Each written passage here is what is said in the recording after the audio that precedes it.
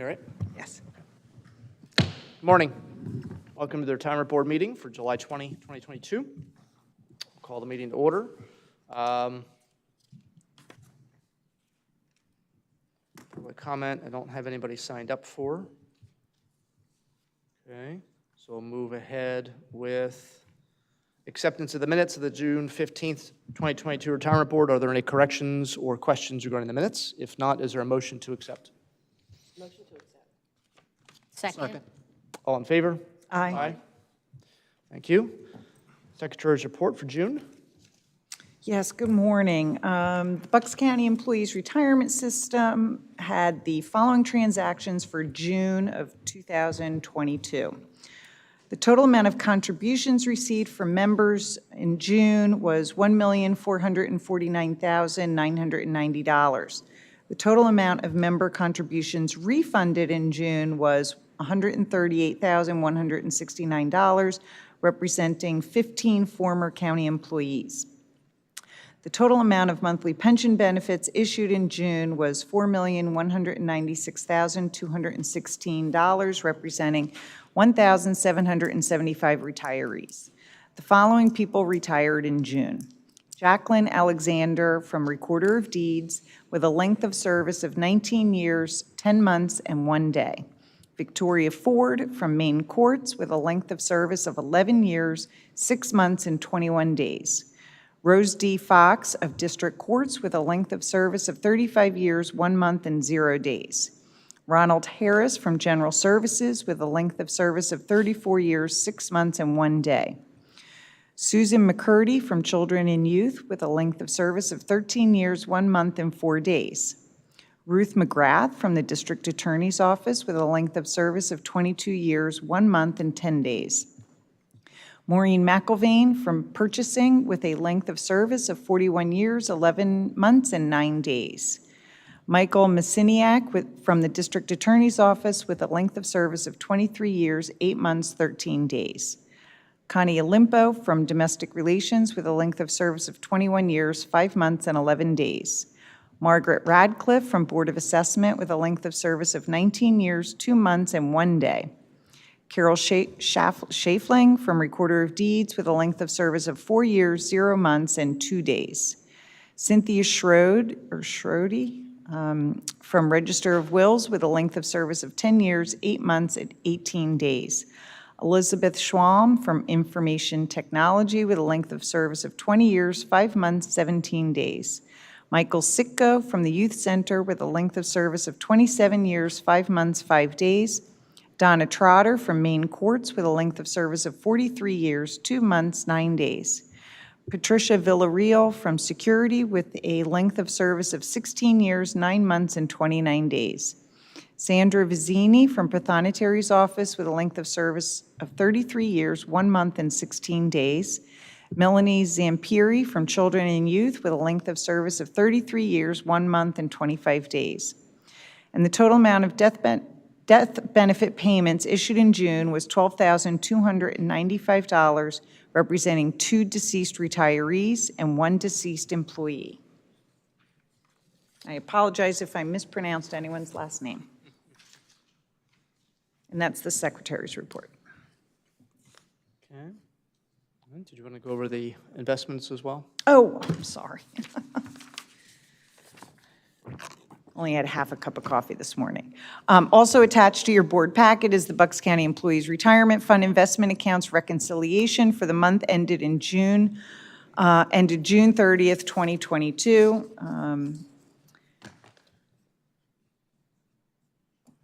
As of the market value as of June 30th, 2022 was $882,955,945 and represents a decrease of 13.99% for the year, a decrease of 4.87% for the month.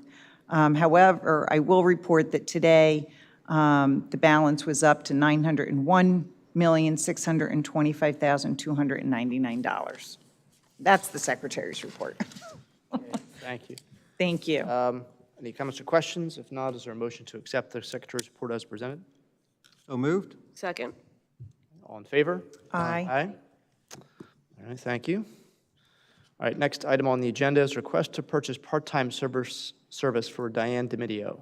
Yes, Ms. Demidio is requesting to purchase her part-time county service from September 9th, 2002 through July 11th, 2003, at a total cost of $4,434.01.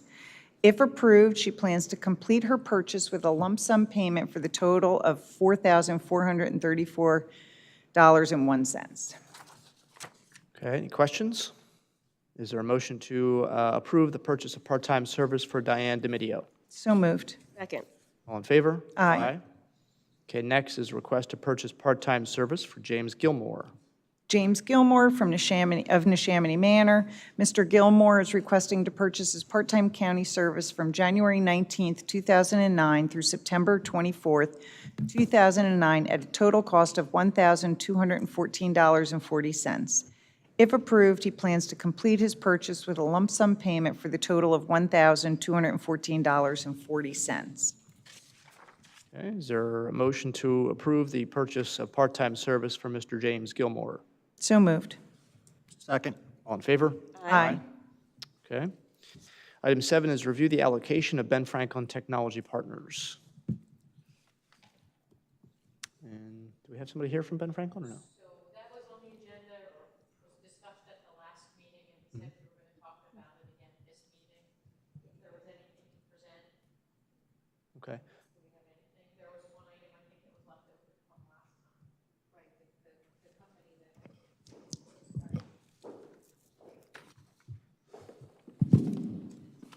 There was a company that was presented at the last meeting to see, it was a pharmaceutical company out of the biotech technology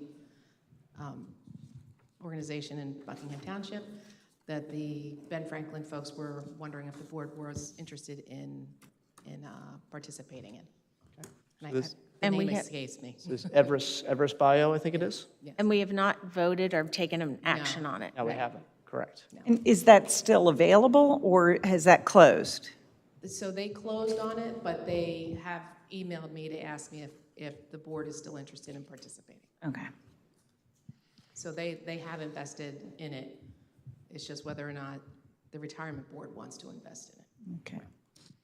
And I'll adopt my statements from the last meeting that I think it would be irresponsible if the board, although I think it's a good company, and I'm not saying anything, it's just the nature of pharmaceuticals at this stage of the process. I beg to differ on that. This is an approach that's been used in oncology for years, where they are taking a broad approach to viral therapeutics by targeting the immune system. So I think it's a solid proposal, and I would consider us to make a move to invest in that. Yeah, a couple of weeks ago, I was at the Biotech Center where they were celebrating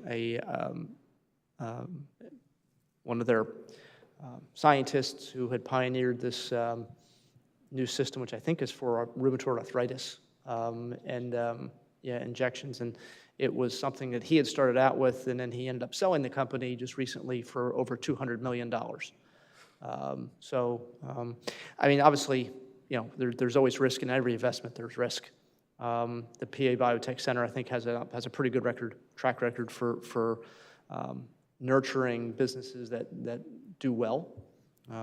So I am interested in participating in this as well. As Ms. Ballerini said, this is in some ways looking at a silver bullet fight for viral infections with their technique that they're going for here. So they need a motion and an amount, or just a motion to, where are we with that? Should be the emotion and the amount. The 500,000? Yeah, Yes. I don't want to get anything wrong in a motion. Oh, wait. yeah, 500,000. So, I think it's 500,000. Yeah. So I would motion to contribute for VC for BC amount of $500,000 to continue our investments with them. Is that an adequate? I think that sets the entire amount of the investment. Our portion is a third of that. Even better. Oh, so it's only 166,666. That's it? That's it. Okay, I think we can do that. Thank you. So I'll motion for that. So minimal. Small roll of the dice. I'll roll it. Yeah. Okay, so there's a motion, was there a Yes. second? I'll So second. can I, just for clarity's sake, what is the amount that we're, 166, Passing your 66. yeah. memo from Kim down. I mean, I'm listening to Margie, and I was under the impression it was several million as well. No, that's. Okay. Yeah, no, it's not that much. Oh, okay, I hadn't received this email. I did receive it, I'm on it. Okay. It was just so long ago. Okay. Okay, thank you, Kim. Okay, so motion made to contribute $166,666. I'll second And a that. second. Any other comment or questions? No? Okay, all in favor? Aye. Opposed? Okay. All right, let me go back to, hold on a second here. All right, other matters come before the board. Anything else come forward? Are we still considering how Ben Franklin will make the choice of investments, where we've had a pretty hands-on approach? There was a discussion, I don't know that we've really come to a final agreement on how we want to, if we want to continue forward being pretty hands-on with each investment, or their suggestion was kind of letting them drive the bus, as we do with our other money managers. I don't know that we ever really kind of came to a thought process on that. Yeah, I think you're right. I think we were waiting for this meeting, obviously a public meeting to make any decision like that. So as Ms. Ballerini said, as you just heard us do, Ben Franklin will sort of pitch an investment idea to us, and the board will decide yes or no. As you heard with the question that Ms. Van Blank asked, this investment was made already, so, not that we've missed the boat, but certainly we weren't in as quickly because obviously we only meet once a month, and sometimes there's just the lag time when it comes to, very little moves quickly in government. And so Ben Franklin's idea was just to let them, make the decisions. What are the other opinions of the board members? We don't have to make a decision right now. Just any Right. thoughts or comments or? I think it was compelling in that, when they make investments, you get the ebbs and flows. So you invest in, say, 10 companies, maybe one doesn't do as well, but the other 9 are going to do, they make up in the end. So if we're picking and choosing, and we pick the one that doesn't do well, then we're not getting the benefit of the other 9 that they've thoroughly vetted. Perhaps we have not emotional, but, different reasons, like Brad's Chips for not investing in that particular investment opportunity. So overall, their numbers were solid when they presented it to us. Maybe, I don't know if we can get those numbers in writing so we can make a, more informed decision, but it's definitely something that I think would probably be positive for the retirement board. Positive to let them do it. Yes, I mean, just like we, in other words, we look at, we hold them accountable at the end of the day, obviously, just like every other one of our investments. If they continue to do well for our retirement board, then we continue to, keep them on, so. The only thing that I have is I like the part about seeing that we're investing in Bucks County companies. So if they could just tell us periodically. I was going to say the same exact thing. The reason I like having the hands-on is because it affects us directly. And in some of the cases, and I guess the other money managers could give us highlights on some of the, what's the word I want to use? Like in this case, right, we're talking about pharmaceutical, we're talking about research for medical technologies, we're talking about viral therapeutics. Brad's Chips we're talking about local business and jobs and employments in a cutting edge, like, that one of the conversations with that in particular was, and I use this term I don't want to say it, like a trend, right? Trend diets, trend foods, trend whatever. It's interesting to see that, we've had discussions about ESG funding, which is a newer way to invest. That's one thing I like about this, is that we do get to see more innovative ways to invest. I think that's what I'm trying to say, if you're with me, if that makes sense. That's what I like about it. But on the other hand, do we have the time to sit and scour every one? The answer is no, we don't. Margie, to Commissioner Marsaglia's point, I believe that if we decide to take this route where we let them handle the money, it's still all Bucks County businesses, isn't it? Correct, and That's if what I I thought. could make a suggestion, if any one of you would like to participate in their vetting during their process of making sure they want to invest in this project, you're certainly welcome to do that. If you want to switch off and participate when you can, we can have, they send me invitations to each of the companies that are coming through their program at the end, I guess it's right before it gets here, to sit in on their meetings. If you'd like to do that, I'm sure they'd be open to that. I'm very interested in that. I like that part of it. And Okay. the researcher in me loves that too. Okay, and then also they can come and give a presentation once a year on the investments, previous year investments, Or even a memo. or anything. Yeah, that would Whatever, work whatever too. you would like, That would work too. Yeah. whatever suits the board. Yeah, and it's important to remember too, this isn't a permanent decision. If in a year we decide that, you know what, we like having this, we reverse it. You know, Absolutely. they work for us, so Right, we absolutely. can make that decision too. Right, and just one other reminder, they did come before when they came to visit and met with us, there was a second issue that they were going to bring back to the board, that they're developing another fund, Oh, right. that they wanted to know if you would be interested in participating, so I assume we will get that deck at some point. So perhaps at this point, we could ask Margie to ask them for a proposal for,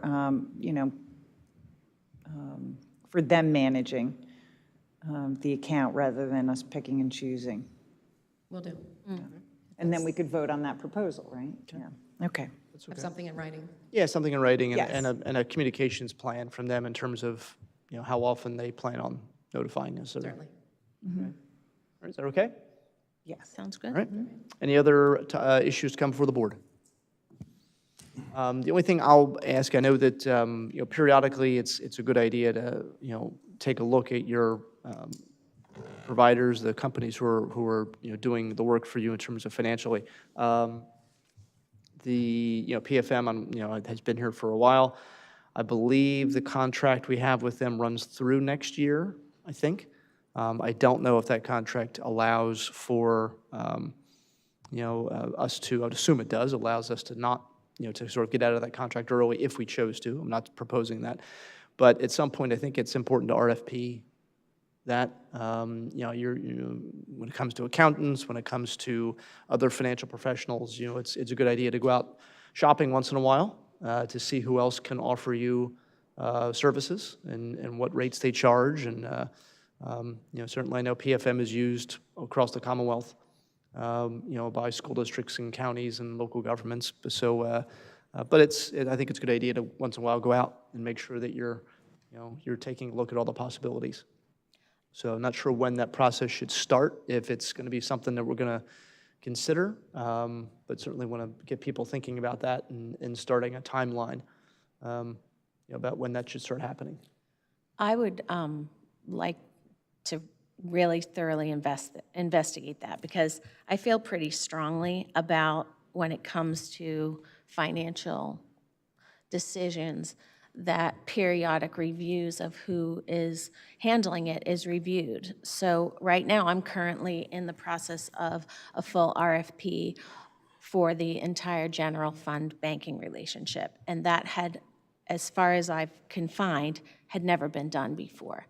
So for numerous, I'm going to even say decades, that had not been reviewed or looked at. And therefore, we found some things with the amount of charges that were being assessed and services that we were being charged for that we didn't have. That's kind of what happens. It's almost like taking a bucket and you kind of give it a good shake, and you kind of find where pencils can get sharpened, and an assessment of what services you're receiving.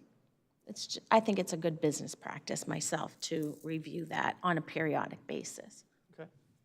All right, so, I don't have a lot of experience, what you just said, but one thing I do remember, was on the farm, my dad and uncle retired, and they turned the business over to the children, which I was one of them, my sister, and a couple of cousins. And we had been working with an insurance company forever. And they would come in once a year, here's what we're going to insure, here's the price.